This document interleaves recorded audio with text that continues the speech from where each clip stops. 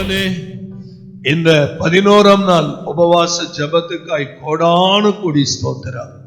அருமையான திருச்சபை குடும்பங்களுக்காய் நன்றி ஆண்டவரே. இந்த ஜபத்தில் பங்கு பெற முடியாமல் தவிக்கிற ஒவ்வொரு தேவனுடைய பிள்ளைகளுக்காகவும் உம்முடைய சமூகத்தில் மன்றாடுகிறேன்.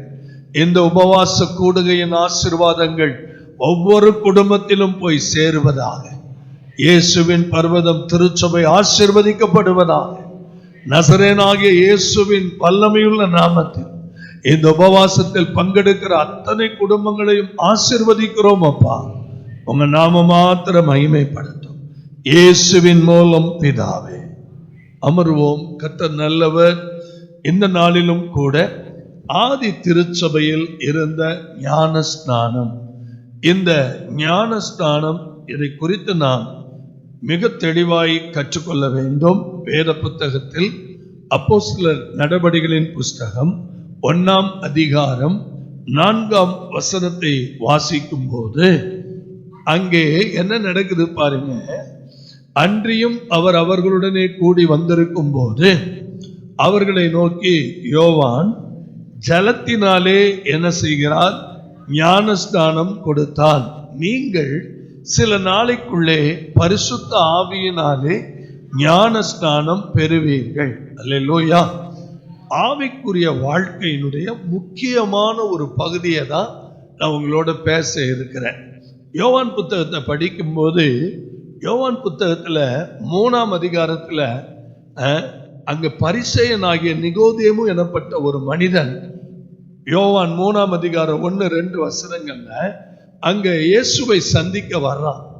பைபிள் என்ன சொல்லுது? யூதருக்குள்ளே அதிகாரியான நிகோதேமு எனப்பட்ட பரிசேயன் ஒருவன் இருந்தான். அவன் ராக்காலத்தில் இயேசுவினிடத்தில் வந்து, ரபி, ரபினா உங்களுக்கு தெரியும், போதகரே, போதகரே, நீர் தேவனிடத்திலிருந்து வந்த போதகர். என்ன அருமையா சொல்றாரு பாருங்க. நீங்க லோக்கல்ல இருந்து, உள்ளூர்ல இருந்து வந்த பாஸ்டர் கிடையாது. நீங்க எங்க இருந்து வந்த பாஸ்டர்? தேவனிடத்திலிருந்து வந்த போதகர். ஆமென். நீங்க தேவனிடத்திலிருந்து வந்த போதகர் என்று அறிந்திருக்கிறோம். ஏனெனில் ஒருவனும் தன்னுடனே தேவன் இராவிட்டால் நீர் செய்கிற இப்படிப்பட்ட அற்புதங்களை செய்ய மாட்டான் என்றான். அல்லேலூயா. ஒரு மனிதனோடு கர்த்தர் இருக்கிறதற்கு அடையாளம் தேவன் கொடுக்கிற அற்புதங்கள், அடையாளங்கள். அப்போஸ்தலர் ஒரு what is the meaning of apostle? அப்போஸ்தலர்னாவே என்ன அர்த்தம் கேட்டீங்கன்னா, சகல விதமான பொறுமையும் எல்லா விதமான அற்புத அடையாளங்களோடும் நடக்கிறவர் தான் யாரு? அப்போஸ்தலர். கர்த்தருடைய பரிசுத்த நாமம் மகிமைப்படுத்தும். ரா காலத்தில் இயேசுவின் இடத்தில் வந்து, போதகரே, நீர் தேவனிடத்திலிருந்து வந்தவர்னு எனக்கு தெரியும். ஆனாலும் ஒருவனும் தன்னிடத்துல தேவன் இல்லை என்றால் இப்படிப்பட்ட மிராக்கிள்ஸ், இப்படிப்பட்ட அற்புதங்கள் எல்லாம் நடக்க வாய்ப்பே இல்லைன்னு சொல்றான். அப்ப இயேசு என்ன சொல்றாரு நிகோதேமுக்கு? ஒருவன் மறுபடியும் பிறவாவிட்டால் தேவனுடைய ராஜ்யத்தை காண மாட்டான் என்று மெய்யாகவே மெய்யாகவே உனக்கு சொல்லுகிறேன் என்றார். ஒரு பெரிய அதிகாரினா அவர் அந்த நாட்கள்ல நல்லா படிச்சிருக்கணும். ஒரு நல்ல ஸ்தானத்துல இருந்தா தான் அதிகாரி என்ன பண்ண முடியும்? வர முடியும். ஆனால் அவருக்கு இந்த மறுபடியும் பிறக்கிறதுங்கிறது குழப்பமாயிடுச்சு. அந்த 4வது வசனத்துல பாத்தீங்கன்னா 3 நாள்ல நிகோதேமு என்ன கேட்கிறாருன்னா, ஆண்டவரே, ஒரு மனுஷன் முதிர் வயதா இருக்கையில் எப்படி பிறப்பான்? ஒருவேளை நான் நினைக்கிறேன் நிகோதேமு கொஞ்சம் வயதானவரா இருப்பான்னு நினைக்கிறேன். வயதான நிலைமையில் எப்படி போய் திரும்ப தாய் வயிற்றுல பிறக்க முடியும்? அவன் தன் தாயின் கற்பத்தில் 2ஆம் தரம் பிரவேசித்து பிறக்க கூடுமோ என்றான். அல்லேலூயா. 3ஆம் அதிகாரம் 6வது வசனத்துல இயேசு என்ன சொல்றார்? ஒருவன் ஜலத்தினாலும் ஆவியினாலும் பிறவாவிட்டால் தேவனுடைய ராஜ்யத்திலே பிரவேசிக்க மாட்டான் என்று மெய்யாகவே மெய்யாகவே உனக்கு சொல்லுகிறேன். 3:6 சொல்றாரு, மாம்சத்தினால் பிறப்பது மாம்சமா இருக்கும், ஆவியினால் பிறப்பது. இந்த வார்த்தையை நீங்க மறக்க கூடாது. யோவான் 3:6 மறக்க கூடாது. மாம்சத்தினால பிறக்கிறது மாம்சமா தான் இருக்கும், ஆவியினால பிறக்கிறது ஆவியா இருக்கும் அப்படின்னு சொன்னா இவர் என்ன புலம்புறாருன்னா, நான் எப்படி மறுபடியும் பிறக்க வேண்டும் என்பதை குறித்து நீ அதிசயப்பட வேண்டாம் அப்படின்னு சொல்லிட்டு காற்று ஒரு எக்ஸாம்பிள் கொடுக்கிறார். பேப்டிசத்துக்கு, ஞானஸ்தானத்துக்கு ரொம்ப அழகான ஒரு உதாரணம் ஏசப்பா கொடுக்கிறாரு. உங்க மேல வீசுதே காற்று, அந்த காற்றானது தனக்கு இஷ்டமான இடத்துல என்ன பண்ணுகிறது? வீசுகிறது. அதன் சத்தத்தை நீ என்ன செய்கிறாய்? கேட்கிறாய். ஆயினும் அது என்ன இடத்திலிருந்து வருகிறது என்றும் இந்த இடத்துக்கு போகிறது என்றும் உனக்கு என்ன செய்யாது? தெரியாது. அது மாதிரிதான் ஆவியினால் பிறந்தவன் எவனோ அவனும் அப்படியே இருக்கிறான் என்றார். அல்லேலூயா. ஒரு பிரச்சனை என்னன்னு கேட்டீங்கன்னா, ஆவிக்குரியவன் மாம்சத்துக்குரியவைகளை என்ன செய்ய மாட்டான், விரும்பவும் மாட்டான். அது மாம்சத்துக்குரியவன் ஆவிக்குரியவைகளை என்ன பண்ண மாட்டான், அறிய மாட்டான். அதான் உண்மை. ஆவிக்குரியவன் ஆவிக்குரியவைகளை அறிவான். சபைக்குள்ள நாம் ஆவிக்குரியவர்களா இருக்கிறோமா மாம்சத்துக்குரியவர்களா இருக்கிறோமா என்பது ரொம்ப முக்கியம். நாட் ஓன்லி சர்ச், நம்முடைய குடும்பத்தில் எப்படி இருக்கிறோம், நம்முடைய வேலை செய்கிற ஸ்தலத்தில் எப்படி இருக்கிறோம், நம்ம ஆவிக்குரியவர்கள்ங்கிறத நம்ம நிரூபிக்கணும். இதுக்கு ஆங்கிலத்தில் என்ன பேருன்னு கேட்டீங்கன்னா, ஸ்பிரிச்சுவல் ரீபர்த் அப்படின்னு பேர். இந்த பேப்டிசத்துக்கு இயேசு கிறிஸ்து மறுபடியும் பிறக்கணும்னார்ல, அதுக்கு பேர் என்னன்னா ஸ்பிரிச்சுவல் ரீபர்த். நான் வாலிபனா இருக்கும்போது நம்ம எல்லாருக்குமே ஒரு சந்தேகம் இருக்கும். இந்த உலகத்துல நம்ம எப்படிடா வாழ போறோம், இந்த உலகம் இவ்வளவு சூனியமா இருக்குது, நம்முடைய எதிர்காலம் என்ன, நம்ம என்ன செய்ய போறோம், நம்ம விளங்காமே இருந்திருப்போம். அந்த மாதிரி கேள்வி கணையோட நம்ம எல்லாம் தெரியும் போதுதான் ஒரு காற்று நம்மேல் வீசினது. அது பரிசுத்த காற்று, அது வசனம் என்னும் காற்று.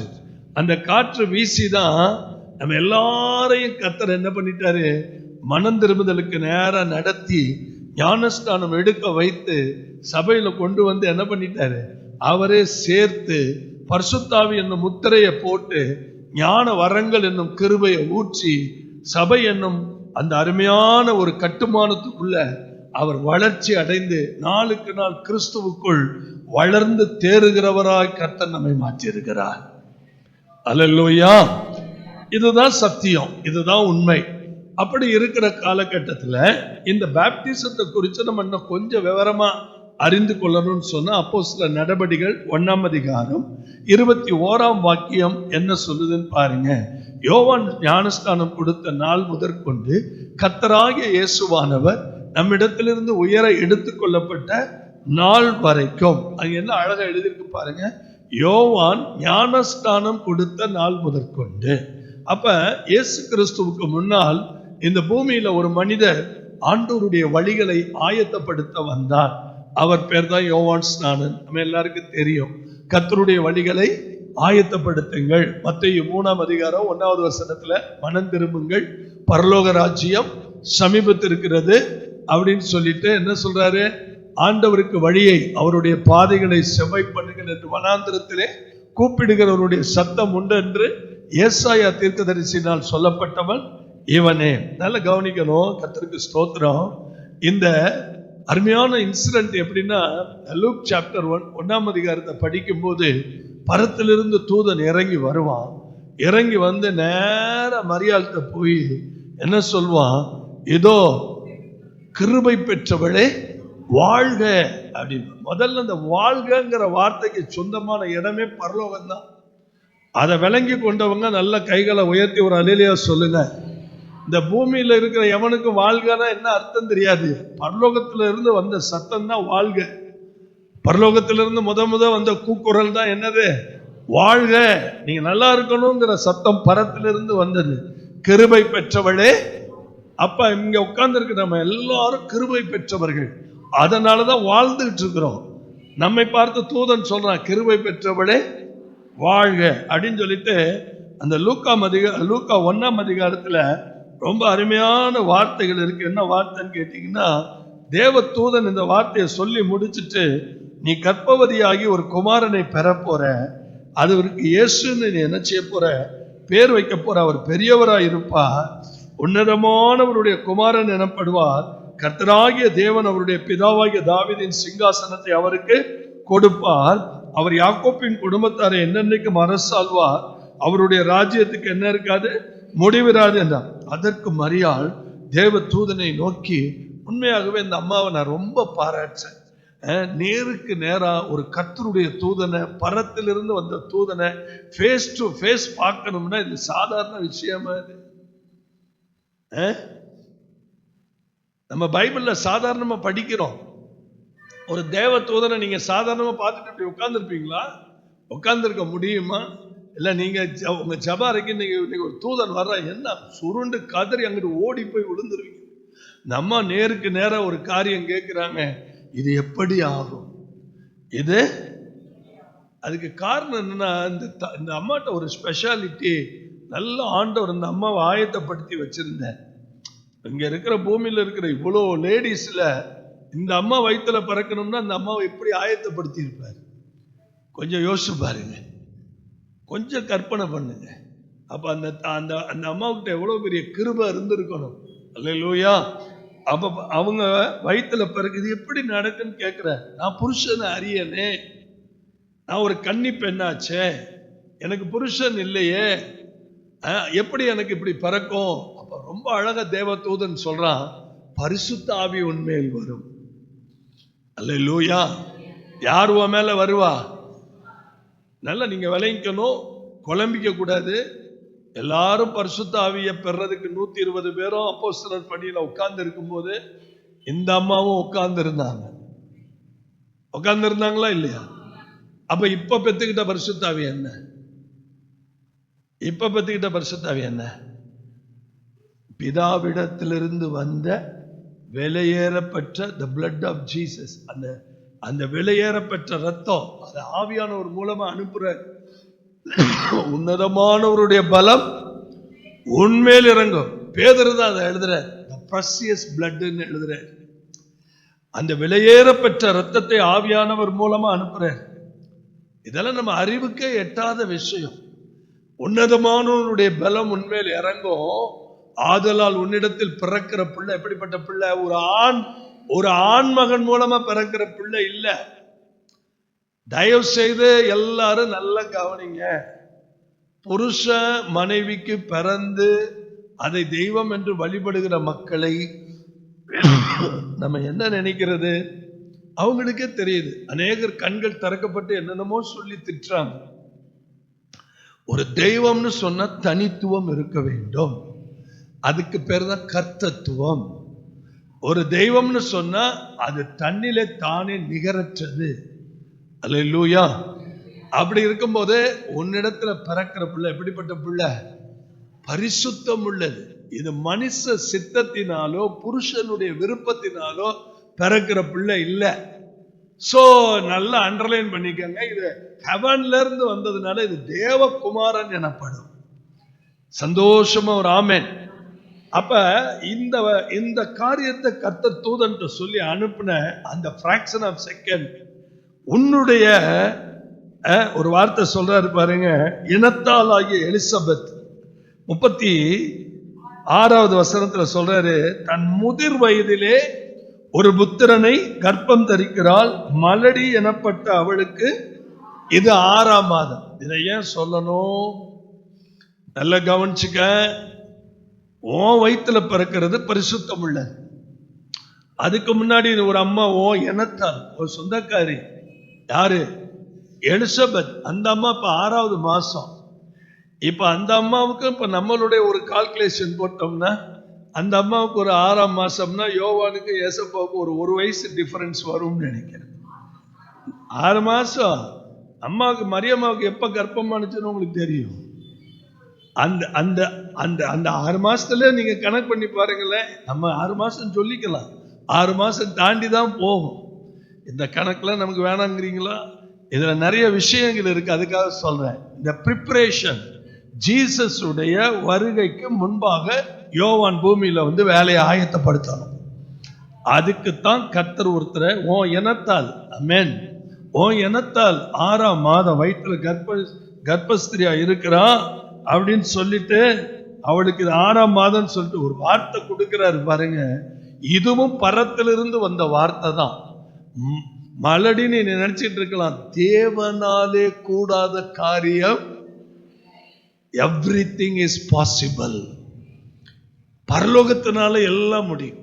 உங்க கணவனை ரட்சிக்க முடியுமா? 100% ரட்சிக்க முடியும். உங்க குடும்பமா ரட்சிப்புகளை கொண்டு வர முடியுமா? 100% நிறைவேறும். தேவனால் கூடாதது ஒண்ணுமே இல்லை, ஒண்ணுமே இல்லை. Everything is possible. இதை ஒரு நாளைக்கு நம்ம 100 தடவை சொன்னா என்ன? ஆண்டவரே எல்லாம் உம்மால் கூடும். தேவனால் கூடாதது சகலத்தையும் நீர் செய்து முடிக்க வல்லவர். என்ன நடக்குது? இப்ப என்ன நடக்குது? இத சொன்ன உடனேயே அதற்கு மரியாள், இதோ நான் ஆண்டவருக்கு அடிமை, டோட்டலி சரண்டர். இந்த ஒரு வார்த்தை தாங்க பரத்துல இருந்து வந்துச்சு. இந்த அம்மா எதிர்த்து பேசவே இல்லை. நம்ம கேட்டது ஒரே ஒரு கேள்விதான், இது எங்கனம் ஆகும். இப்ப சொன்ன வார்த்தை, இதோ ஆண்டவருக்கு. சபைக்குள்ள இருக்கிற அவ்வளவு தேவ பிள்ளைகளும் ஆண்டவருக்கு தான் அடிமையை தவிர பாஸ்டருக்கு அடிமை இல்லை. இதை விளங்கிக்கிட்டவங்க நல்ல சத்தம் போட்டு ஒரு அல்லேலூயா சொல்லுங்க. இது கொஞ்சம் நல்லா புரிஞ்சிச்சுன்னா பக்கத்துல இருக்கிறவங்கள பார்த்து, ஆண்டவருக்கு தாமா நீங்க அடிமை, யாருக்கு அடிமை இல்லை? பாஸ்டருக்கு அடிமை இல்லை. பாஸ்டருக்கோ இல்ல சபைக்குள்ள வரக்கூடிய எந்த விசுவாசிக்கோ நீங்க யாரு கிடையாது, அடிமை கிடையாது. வேற எந்த விசுவாசிக்கு நீங்க அடிமை கிடையாது. இந்த சபைக்குள்ள வர்ற ஒரு ஏழை கூட யாருக்கு தான் அடிமை? கர்த்தருக்கு தான் அடிமை. இந்த சபைக்குள்ள ஒருவேளை கலெக்டர் வந்தா அந்த கலெக்டர் கூட யாருக்கு தான் அடிமை? ஆண்டவருக்கு தான் அடிமை. இந்த ரகசியம் புரிஞ்சிச்சுன்னா நீங்க பெரிய ஆளா இருந்தீங்க. அல்லேலூயா. கண்டிப்பா இந்த ரகசியம் புரியணும். நான் கர்த்தருக்கு அடிமை, நான் கர்த்தருடைய பிள்ளை, நான் கர்த்தருக்காக, இந்த ஆலயம் கர்த்தருடையது, இந்த சபை கர்த்தருடையது, இந்த சபையினுடைய மேய்ப்பர் கர்த்தர், இந்த எண்ணம் நமக்கு வரணும். அல்லேலூயா, அல்லேலூயா. அப்ப அப்போஸ்தலர் 2:38 என்ன எழுதியிருக்கு பாருங்க. அப்போஸ்தலர் 2ஆம் அதிகாரம் 38வது வசனத்துல அங்கே பேதுரு அவர்களை நோக்கி, மனம் திரும்பி ஒவ்வொருவரும் பாவ மன்னிப்புக்கென்று இயேசு கிறிஸ்துவின் நாமத்தினாலே ஞானஸ்நானம் பெற்றுக் கொள்ளுங்கள். இதை நான் 2-3 நாட்கள் உங்களுக்கு விளக்கம் கொடுத்துக்கிட்டே இருக்கிறேன். இயேசுவின் நாமத்தை எதுக்காக பயன்படுத்துறாங்க? மத்தேயு 28 இயேசு கொடுத்த கட்டளை என்ன? பிதா குமாரன் பரிசுத்தாவின் நாமத்தினாலே நீங்கள் ஞானஸ்நானம் கொடுங்கள், நீங்க உலகம் எங்கும் போய் சர்வ சிருஷ்டிகளுக்கு சுவிசேஷத்தை பிரசங்கித்து இதை செய்யணும்னு சொன்னார். ஏன் இங்க இயேசுவின் நாமம் ஸ்ட்ரெஸ் பண்ணப்பட்டதுன்னா, புறஜாதிகளுக்கு அவருடைய நாமம் தெரியாது. சோ அதனால ஜீசஸ் நேம், பவுல் கூட பாத்தீங்கன்னா பிலிப்பியருக்கு எழுதுவார், Jesus name is above all names அப்படின்னு எழுதுவார். நம்ம கூட பிரசங்கத்துல அதிகமா நம்ம எதை பயன்படுத்துறோம்? இயேசுவை பயன்படுத்துறோம். காரணம் என்ன? இந்த சபைக்குள்ள அன்னைக்கு புதுசா வந்திருக்கிற விசுவாசிகளுக்கு இயேசு தெய்வங்கிறது தெரியணும். அல்லேலூயா. நல்ல கவனிங்க. அதே அப்போஸ்தலர் நடபடிகள் 8ஆம் அதிகாரம் 2ஆம் அதிகாரம் 41ஆம் வசனத்தை பாருங்க. 2ஆம் அதிகாரம் 41ஆம் வசனம். பேதுருடைய பிரசங்கத்தை கேட்டவர்கள், சந்தோஷமா ஏற்றுக்கொண்டவர்கள், சபைக்குள்ள வர்றவங்க வார்த்தையை கேட்கணும். வார்த்தையை கேட்டா அவங்க ஒரு நாளும் ஞானஸ்நானத்துக்கு தடையாவே இருக்க மாட்டாங்க. ஏன்னா ஆச்சரியப்படுத்துற பெரிய விஷயம் என்னன்னா, நம்ம சபைக்குள்ள பல வருஷங்களா ஞானஸ்நானமே எடுக்காம போனவங்களெல்லாம் தெரியும். பல வருஷங்களா தொடர்ந்து சபைக்குள்ள அப்ப அவங்க எதுக்காக வந்திருக்கிறாங்கன்னா, புருஷனுடைய கட்டாயத்துக்காக. அப்ப இங்க வேண்டாம் வெறுப்போட நீங்க நினைக்கிறீங்க ஒவ்வொரு ஞாயிற்றுக்கிழமையும் ஆராதனையில இருக்கிறவங்க எல்லாம் வார்த்தையை கேட்கிறாங்க, ஆராதிக்கிறாங்க அப்படின்னு நினைக்கிறீங்க. நான் ஒரு கத்தோலிக்க நான் இருக்கும்போது இந்த அறிவெல்லாம் எனக்கு தெரியாது. ஆனா என்னை வளர்த்தவங்க பயத்தோட பக்தியோட வளர்த்ததுனால ஆலயத்துல எப்பயும் பயசா இருக்கும், ஒரு பக்தியோட இருப்போம். இன்னைக்கு ஆலயத்துக்கு ஒவ்வொருத்தரும் வர்ற நோக்கமே சரியில்லை, ஒவ்வொருத்தரும் வர்ற எண்ணங்களே சரியில்லை. நல்லா இருக்கிற குடும்பங்களை எல்லாம், நல்லா இருக்கிற உறவுகளை எல்லாம் உடைக்கிறதுக்குன்னே சில ஆட்கள் உள்ள வர்றாங்க. சில ஆட்கள் அட்டண்டன்ஸ்காண்டியே வருது. சில ஆட்கள் ஒரு சண்டே கிறிஸ்டைன்ஸ். ஆனா உண்மையாய் கர்த்தரை தேடுகிற கூட்டம் எதற்குமே பயப்பட வேண்டிய அவசியமே இல்லை, யாருக்குமே பயப்பட வேண்டிய அவசியமே இல்லை. ஆண்டவர் என்னுடைய உரிமை சொத்து, ஆலயம் என்னுடைய உரிமை சொத்து, கர்த்தர் என் தெய்வம். அல்லேலூயா. இந்த ஆலயத்துக்குள்ள உட்கார்ந்து இருக்கிற யாரையாவது நம்ம வெளியேற்ற முடியுமா? பேசுங்க, வெளியே போன்னு சொல்றதுக்கு பாஸ்டர்ஸ்க்கு ரைட்டே கிடையாது. நான் பகிரங்கமா பேசுறேன், என்னையவே எடுத்துக்கங்க. வெளியே போன்னு சொல்றதுக்கு எனக்கு ரைட்டே கிடையாது. போனவங்களாம் எப்படி போனாங்க? அவங்கவுங்களா போனாங்க. சில பேர் சுய எண்ணத்துல போயிட்டாங்க, சில பேர் நிலைமை தடுமாறிட்டாங்க, சில பேர் யார் பேச்சையோ கேட்டு விலகிட்டாங்க, சில பேர் பொய்ய நம்பிட்டாங்க, சில பேர் நம்ப கூடாததெல்லாம் என்ன பண்ணிட்டாங்க, சில பேர் நடக்காததெல்லாம் நடந்த மாதிரி வெளியில பேசிட்டாங்க. காரணம், அவர்கள் வெளியில போய் நிக்கிறதுக்கு ஒரு காரணம் சொல்லணும், அதற்காக எதையாவது ஒண்ணு சொல்லி. ஆனாலும் பாருங்க, நம்ம ஒரு நாள் கெட்டு போறதே கிடையாது, நம்ம போயிட்டே இருப்போம். நம்முடைய லட்சியம் எல்லாம் கர்த்தர், நம்முடைய லட்சியம் எல்லாம் தேவ சமூகம். அல்லேலூயா. அந்த அப்போஸ்தலர் 8ஆம் அதிகாரத்துல 12வது வசனத்துல பாருங்க, தேவனுடைய ராஜ்யத்துக்கும் இயேசு கிறிஸ்துவனுடைய நாமத்துக்கும் ஏற்றவைகளை குறித்து பிலிப்பு பிரசங்கித்ததை அவர்கள் விசுவாசித்த போது புருஷரும் ஸ்திரீகளும் என்னானாங்க? ஞானஸ்தானம். தயவு செய்து எல்லாரும் கொஞ்சம் என்ன கவனிங்களேன். ஒரு ஊழியம் நடந்தா எல்லாரும் கவனிங்க. ஒரு ஊழியம் நம்ம சபையில நடந்தா அது இந்த புதுக்கோட்டை மாவட்டத்துக்கே ஒரு சந்தோஷத்தை கொண்டு வரணும். நான் என்ன சொல்றேன்னு புரியுதா? 8:8 என்ன எழுதியிருக்குன்னு பாத்தீங்களா? அப்போஸ்தலர் 8:8 என்ன எழுதியிருக்கு? பக்கத்துல பார்த்து சொல்லுங்க. 8:8 அப்போஸ்தலர் 8:8னா உங்களுக்கு நெத்தியில பொட்டு மாதிரி ஒண்ணு ஞாபகம் வரணும். என்ன ஞாபகம் வரணும்? அந்த பட்டணத்திலே மிகுந்த சந்தோஷம். புதுக்கோட்டையில இந்த சபையினால ஒரு சந்தோஷம் இருந்துகிட்டே இருக்கணும். இங்க பிரசங்கிக்கப்படுகிற வார்த்தைகள்னால சந்தோஷம் இருந்துகிட்டே இருக்கணும். பிலிப்பினுடைய வார்த்தைகளை கேட்ட ஜனங்கள் சந்தோஷமா என்ன செய்தார்களாம்? ஞானஸ்தானம். அப்பெல்லாம் நாங்க லாரியில ஏத்திட்டு போவாங்க ஞானஸ்தானத்துக்கு, லாரியில ஏத்திட்டு போவோம், வேன்ல ஏத்திட்டு போவோம், கூட்டம் கூட்டமா போவோம். ஆமா, 50, 30, 20. ஜீவானந்தையா வந்திருக்கும் போது 50 பேர் நான் தான் கொடுத்தேன். அவர் சொன்னாரு, சகைரஜி இப்படி கொடுத்தினா எப்படா, எனக்கு வயசாயிரும்டா, ஒவ்வொரு ஆளுக்கும் 15 நிமிஷம் எடுக்கிறேன், இங்கவா நான் சொல்லித்தரேன். டபக்குன்னு முழுக்கி எடுத்தாரு. அப்படிலாம் நமக்கு கொடுக்க மனசு வராது. அவர் பெரிய மனுஷன், அவர் பேச்சுக்கு வர அந்த நேரத்துல ஒன்றும் பண்ண முடியல. ஜீவானந்த ஐயாவும் நல்ல கவனிங்க, அந்த மாதிரிதான் பேப்டிசம் நடந்தது. கர்த்தருடைய பரிசுத்த நாமம் மகிமைப்படுவதாக. தேவனுடைய ராஜ்யத்துக்கும் இயேசு கிறிஸ்துவனுடைய நாமத்துக்கும் ஏற்ற. எல்லாரும் கவனிக்கிறீங்களா? நம்ம எங்க போய் பிரசங்கம் பண்ணாலும் அங்க அந்த பிரசங்கத்தினுடைய சாறு, அந்த பிரசங்கத்தினுடைய அம்சம் என்ன இருக்கணும்னு சொன்னா, the heavenly kingdom, தேவ ராஜ்யத்தை குறித்து நம்ம அதிகமா பேசணும். அல்லேலூயா. இந்த பூமிக்குரிய ராஜ்யத்துல தேவ ராஜ்யம் கட்டப்படணும். ஆண்டவர் உங்களை கொண்டு, உன்னை கொண்டு ராஜ்யங்களை, வாலிபர்களை, இளைஞர்களை, சிறு பிள்ளைகளை, பெண்களை, முதியவர்களை கர்த்தர் அசைக்கணும். அல்லேலூயா, அல்லேலூயா.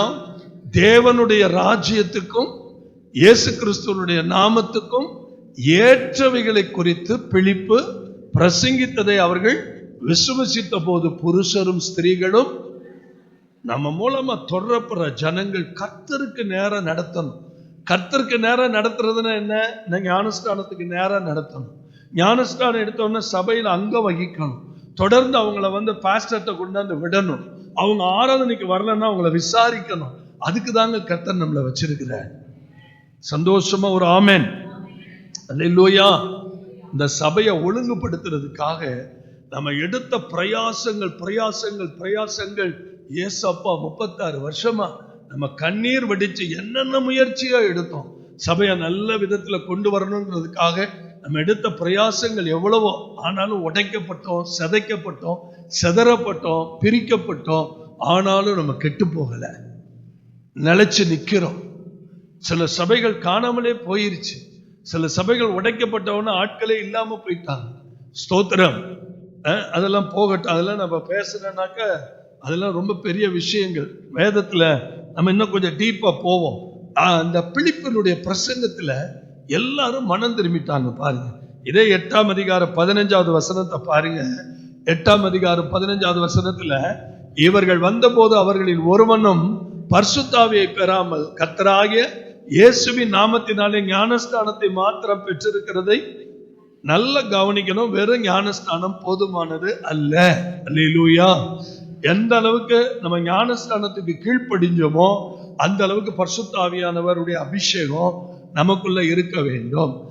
ஒரு ஆவிக்குரிய பிள்ளை பரிசுத்த ஆவியினால நிரப்பப்பட்டா டெய்லி ஆவியானவர் சொல்வாரு, காலையில எழும்பு, ஜோமன்னு, ஆலயத்துக்கு போ, தேவையில்லாத பேசாத, இங்க நிக்காத, அங்க டயத்தை வேஸ்ட் பண்ணாத, இப்படிலாம் நம்மளை கைட் பண்றவர் தான் ஆவியானவர்.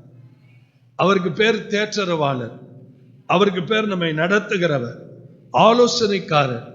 நமக்கு என்ன சொல்லி கொடுக்கணுமோ அதை சொல்லி கொடுப்பார். அல்லேலூயா. நீங்க ஆவியானவர்கிட்ட மட்டும் நல்லா பழகிட்டீங்கன்னா, உண்மையாகவே சொல்றேன், கர்த்தர் பெரிய காரியம் செய்வார்.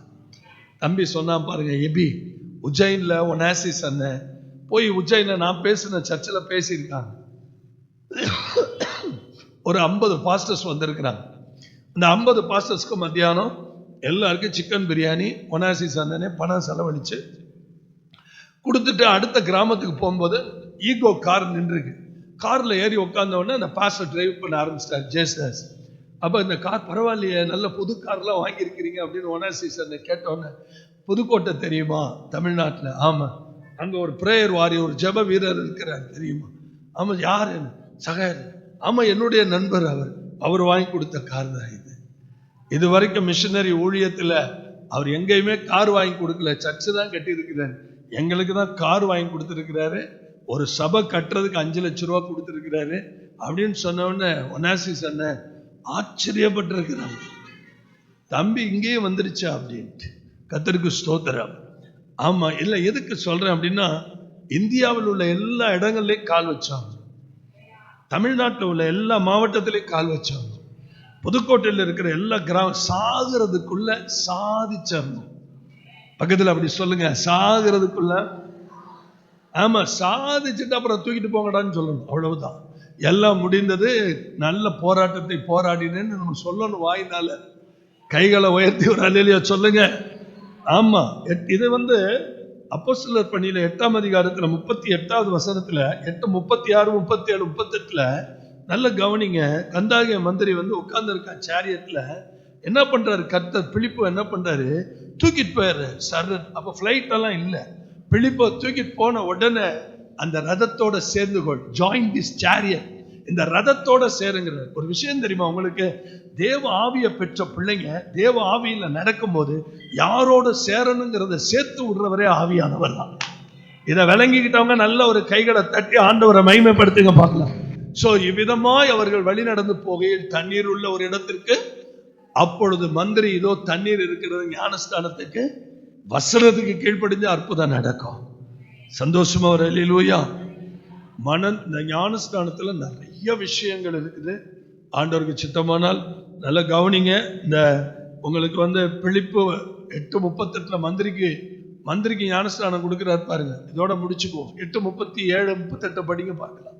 இவ்விதமாய் பிலிப்பு முழு இருதயத்தோடு விசுவசித்தால் தடை இல்லை என்றால், எப்படி ஞானஸ்தானத்துக்கு எது தடை இல்லை? முழு இருதயத்தோட யாரை விசுவசிக்கணும்? இயேசுவை விசுவசிக்கணும். அப்பொழுது அவன் இயேசு கிறிஸ்துவை தேவகுமாரன் என்று நான் என்ன செய்கிறேன்? விசுவாசிக்கிறேன் என்று சொல்லி, நல்ல கவனிங்க, ரதத்தை நிறுத்த சொன்னான். கர்த்தருக்கு ஸ்தோத்திரம். அதனால தயவு செய்து இந்த ஞானஸ்தான சத்தியம் ரொம்ப ரொம்ப முக்கியம்.